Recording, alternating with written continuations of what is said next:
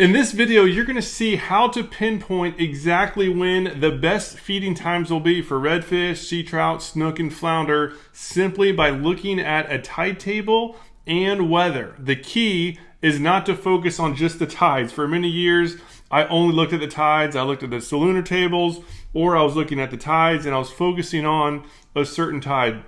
Yes, that can kind of be helpful, but if you only look at that, you're not going to have consistent results. And it really came to me, it's kind of slapped me in the face when I was chatting with Captain Ray Markham in Tampa, Florida. He's been a guide there for 30 plus years.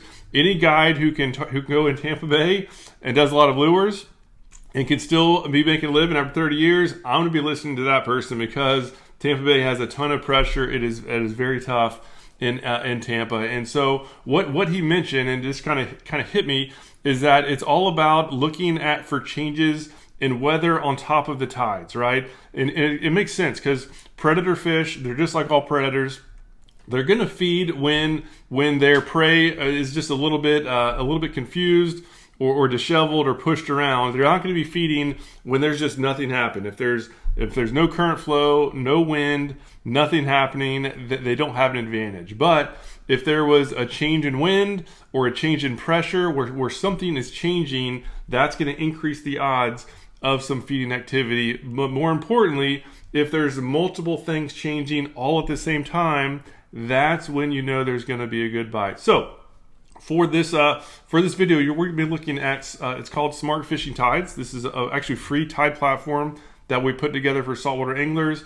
It has everything you need, and you're not going to be bothered with a bunch of pop-up ads that are frustrating. So most importantly though, it overlays the weather plus the tides and Solunar all on top of each other on one graph. As you can see, we can see by hour exactly what the sunshine is going to be, right? If it's sunny or cloudy, the weather change over time, the rain precipitation, the wind speed and direction, plus the gusts and the barometric pressure. With this data, you can pinpoint exactly when the most likely good feeding time is going to be, and it is extremely accurate. So let's check out this day. And generally in the spring, and at the end too, I'll go down to the bottom where you can see the feeding level. This Smart Fishing Tides platform will actually by hour project the feeding level. But more importantly though, as we go down, I basically want to look at every hour. I'm actually going to be fishing this area later today. And so now I'm going to try to plan, okay, when should I fish? When is going to be a good time? And basically right here, right in this morning area, we have multiple things compounded. We have the minor, Solunar, which is a positive. A negative, though, is that we do have slack tide. There's not going to be a ton of water movement, but we do have this wind that's changing directions. That's a good thing. When that wind changes, especially if it's kind of a little bit confused and then it starts pumping from one direction, right here when that starts, we have the wind changing from south to north and it's going to get stronger. We have the pressure going up a little bit, and we have a start of the incoming tide. So basically from twilight all the way towards really the top part of this tide should be solid, and that's what the feeding score kind of basically shows that. And again, and so later on, so we have the major.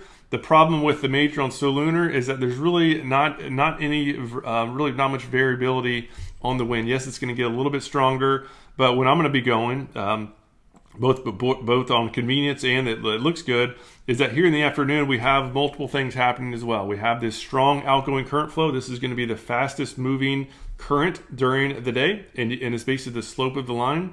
What this tide table, in case you're new, this tide table show is what the water level is at any given point. And obviously the faster it's either dropping or rising, right? The slope of the line, the steeper that slope is, obviously the more water movement is required to have that water move. So the fact that in this afternoon we have the wind going up, right? The speed is going up, that's a plus. We have the pressure dropping, that's a plus. And we have this current flow maximized. And so even though, right, if I was only looking at Solunars, I would be targeting right here in the middle of the day or an evening.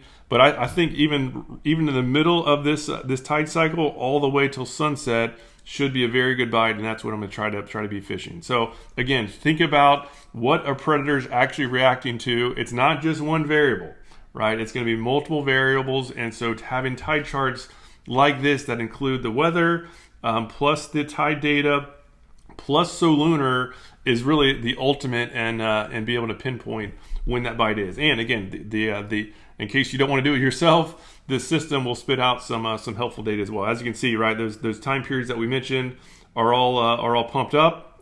Basically, the higher this bar, the higher the feeding level is technically going to be.